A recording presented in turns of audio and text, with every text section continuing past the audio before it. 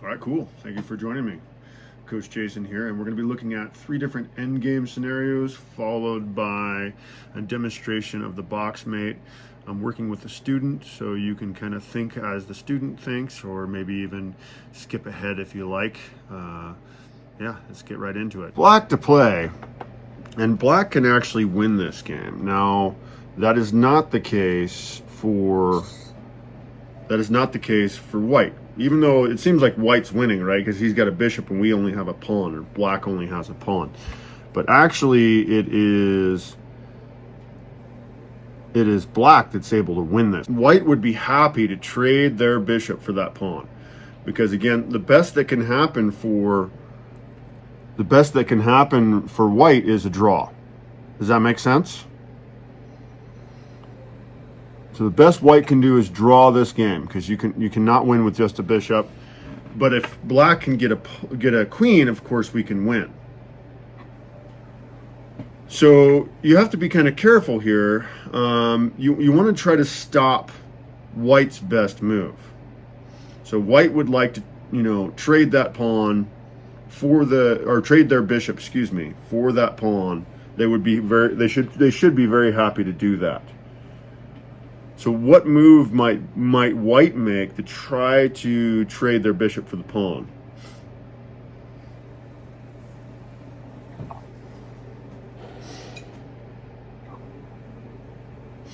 There's only one move. There's only one move that's possible. So it's actually black's move here. It's actually black's move. But if it was white's move, what move should they make, do you think?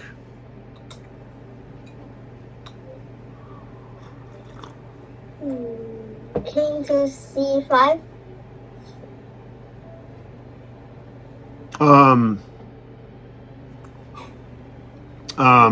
So I mean, you're saying move our king to c5?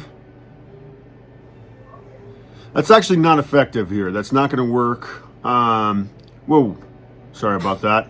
One thing to point out is there's no way that the white king can catch the pawn. If you ever wonder, you don't actually have to count it out. If you draw a diagonal line from your pawn that you're thinking about promoting to the promotion square, if you draw a diagonal line and then draw a box around it, if the king can step inside the box, then he's going to be able to catch the pawn. But if he cannot step inside the box, he can't catch the pawn. And you can actually see, even if we don't move the pawn, he can't catch him. So he could even start running, and then we can move our pawn. If he was up here, then that box would be much smaller. And he's not going to be able to catch the pawn. He would be here on that second move. And so we don't even have to start running from that king. So he's not a threat. He's not a threat. But the bishop is. What move might white make to try to stop our pawn from promoting? Bishop goes to c7. Exactly. Yes. Bishop goes to c7, and then he's on this diagonal here. Oh, I should give you a trophy for, well, you're always here in the first 5 minutes, but in my other classes, we have a trophy for being here in the first 5. And yes, definitely a trophy for noticing that very important point. The problem is the bishop may come to c7, and then no matter what we do, he can trade his bishop for the pawn, right? That bishop's super agile compared to our old man king. And if the bishop gets to c7, it doesn't matter if we say had our king all the way up here on g2. If we have our king all the way up here on g2, say, and we move our pawn here, our king's protecting. But if that bishop is on this diagonal here, they will take the pawn if they're playing smartly, because they cannot win the game. And if they allow you to get a queen, of course, then you win. So the best they can hope for here is a draw. King goes to c6. Yeah, man. King to c6 is correct. An important point to notice here. So yeah, now there's nothing they can do. They certainly cannot get the king back in time. If they step here, well, they did not make it inside the square. So there's no way to catch that pawn. the pawn can make the run. An interesting thing to think about, though, and a student mentioned this as well yesterday, you don't want to move to a dark square. It's just a bad idea. It's a bad habit. If you're facing a bishop of a known color, then why would you step on the square that it can have an effect on? It doesn't make any sense. And in fact, this can be drawn out after... So just to bear out that point that, don't jump on, the color of that bishop unless you absolutely have to. You, of course, didn't do that. You picked the right move. The right move, I just wanted to say that it's not the same thing. This move works. It may seem like this works, but as we saw, that's a tie. That's a draw. You can draw that game. All right, very good. And this next one is going to be actually a skewer. So do you remember what a skewer is? So a skewer is kind of like a pin. It's kind of like a pin. It can only be done with bishops, are the best at it actually. But it can be done with bishops. It can be done with rooks, and it can be done with queens. That's what pins are, and that's the same with skewers. We're actually playing for white here, so I'll flip the board. So it's white to play here in front of the Carina Nebula, and yeah, we can set up a skewer, and both pins and skewers are where you're lining up your ranged attacker, in this case a rook, with two of your opponent's pieces. With a skewer, you attack a more valuable piece, like a king in this case, and it's got to move out of the way, and you can take the rook in the background. So we're trying to set that up. It doesn't happen right away, but you can force that situation where they have no choice but to set themselves up for a skewer.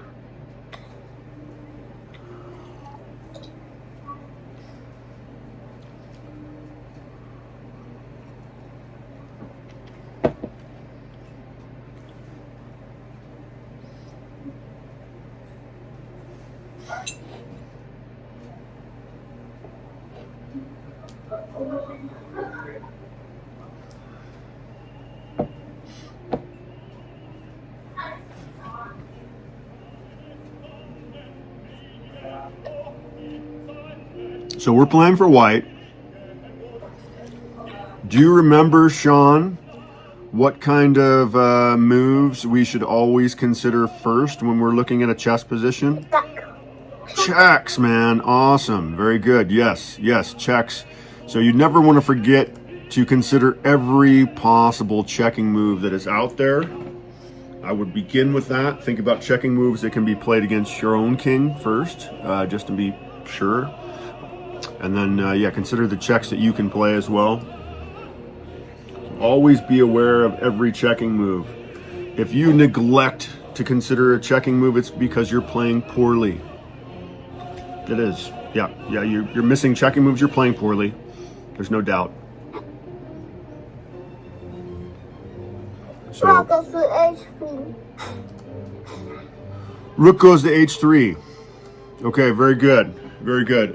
I've had students in past classes that have suggested something like maybe, moving the knight to various places.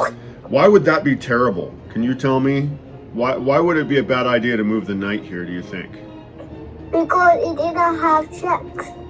Well, what might black play? That's what we have to get more into. We need to think about what black would do in the situation. So let's just imagine that for some reason we do decide to play, I don't know, knight to f4. Kind of a strange move.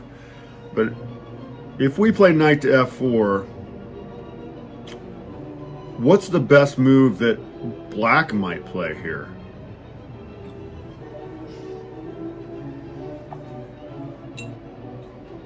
It's pawn. So a capturing move, so that they might capture the pawn, which is the second most important thing to consider. But what's the most important thing to consider Check. of our opponent's moves? Okay. Okay, so if we play knight f4, is there a dangerous checking move here? Spoiler alert, there is. What's the issue here? So we're imagining that we blunder and we play knight here. We play knight to f4. What might black play? There's a devastating move, isn't there? Do you see it? It's the pawn. No. I mean, that's not great. Well, actually, if they ate it with the king, it'd be fantastic, because then we would move the knight away and we'd be attacking the king and we'd take the rook. Anyway, the issue is, if knight goes here, they can play rook to b1 checkmate. Okay? The king's taking away these squares. That's game over. And again, this is why you've always got to be aware of checking moves against your own king. I've had a lot of students miss that point on this puzzle. But you played the correct move. Rook to h3. If rook to h3 is played, what are they going to do? What can they do?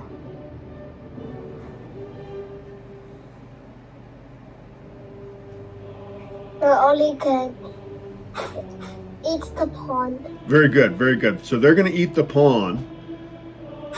And then what would you play next? Knight to c5. No, remember, we're looking for a skewer. We're trying to line up their king and their rook with our rook.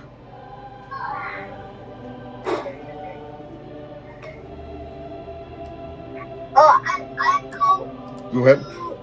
Small again. Very good. Yeah, so this is it. So you attack the king. He has no choice but to capture the pawn. That's the only square that's available to him. So he captures the pawn, and now we have the skewer where you line up the rook with their pieces. They should probably go after the knight here, but you win the rook, and you should be able to win this game. This is called the box mate. If you want to go over this, I definitely can show you this checkmate. This is one of the most important checkmates to know. But yeah, you can checkmate with just a king and a rook. Usually called the box mate.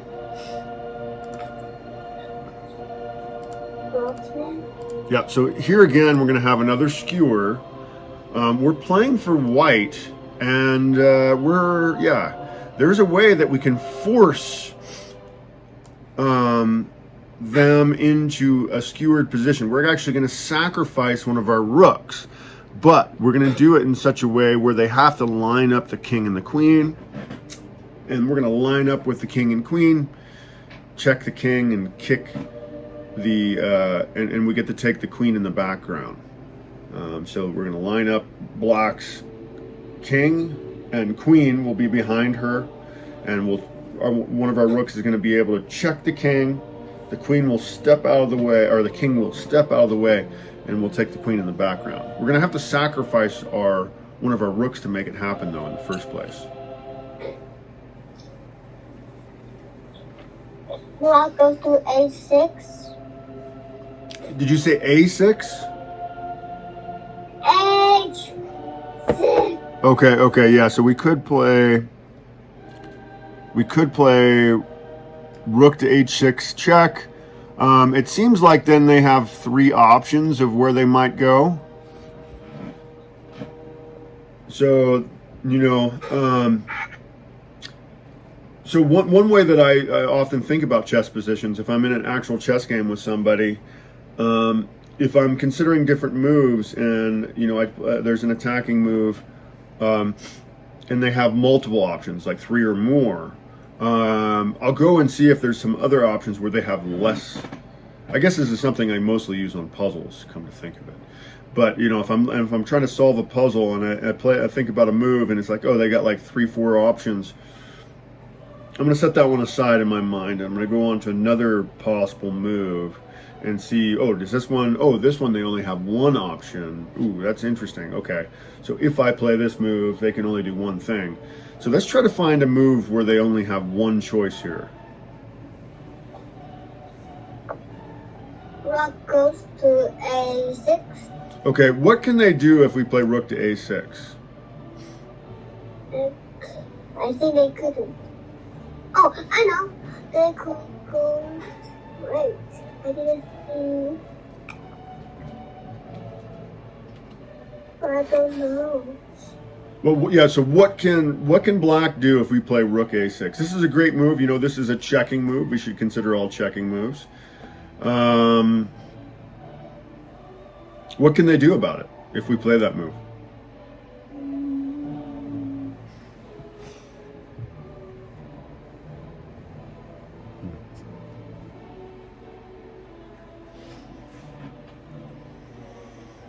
So if we play Rook to A6, what move are they going to play? They only have one choice, which is, you know, I like that sort of thing when they only have one choice. What are they? It's queen. It's rook. Yeah, queen eats rook. Okay, okay, and okay. And a rook to a6. Bye bye. Yeah, exactly. So we force them to line up their king and queen. So we sacrifice the rook, but now we win the superhero lady, the mighty queen. And yeah, you should be able to do this checkmate. Would you like me to show you this checkmate? Is this, do you know how to do this? Or would you like to go on to another puzzle? See the checkmate. Okay, okay. All right, so it would be their move, and really they should probably try to stay near the center of the board. So if you're trying to avoid checkmate, you know, and you're not sure your opponent has the skills to like beat you, you want to stay near the center of the board. Now, I would like to push him towards the edge of the board. And I'm not sure where I'm going to checkmate him at right now. Because it just kind of depends on where he ends up. But I want to eventually trap him on the edge of the board, and actually I've kind of got him trapped already, because yeah, my rook's taken this away, and then, you know, my king is taking those away. So where is he going to go here? Probably should go like here perhaps, but then I can just bring my rook in. And I'm going to checkmate him now on this square here. I like to have my rook 3 rows from the edge when I do this. There's different ways to do it. If you find a different way that you like better, but I like to get my rook 3, you know, files or ranks from the edge, and then I will get my king 2 over, and I just kind of systematically push him back. Okay, so so I just moved, so it's his move. Not sure what he's going to do here. There's really nothing for him. We've got him pretty well cornered here. And now this is what I want. Again, as soon as I get my rook 3 rows from the edge, the rook never leaves that in this case the 6th rank. It will never leave the 6th rank. But it could be on a file. It could be on another rank. And then I'm just going to use my king and my rook to push him back. It's his move now. So he probably doesn't want to allow my king in. So maybe he goes here. I would have liked to gone here if he would have scooted back, but he goes there. That's fine. My king himself is actually keeping the king from going there, so I can just move my rook here and drive him back. Of course, I've got to protect my rook, but I also get to move my king up. Again, if he goes here, I won't be able to move my king up, but I can drive him away with the rook. So if he pulls back, well, then I just move up with my king, and he has to go to the corner, and that ends up being checkmate. Now, there can be a situation where you might have to play a buy move. Let's just say, I know in this case, I could just move my rook up. But sometimes there ends up being a place where you can't move your rook up and you can't move your king up. You just have to move your rook. And you can just move the rook anywhere on that same rank. So I could waste a move just by moving here. Now, actually, because I wasted a move, I have to waste another move. There's no way for me to make progress here. But I can put my rook on any of these squares and waste a move. And then basically, Black is going to be in Zwitzenzug, right? They don't have any moves that are going to, you know, save them. And if they could just stay there, we wouldn't be able to make progress. But they have to move. If they step back, we move the king up. If they step to the side, we move the rook up. And this is going to be mate. And that is the box mate. Okay? All right. So definitely a good checkmate to know. There's probably YouTube videos. I've made a YouTube video on the box mate. But of course you would see the same style that we just saw. Okay.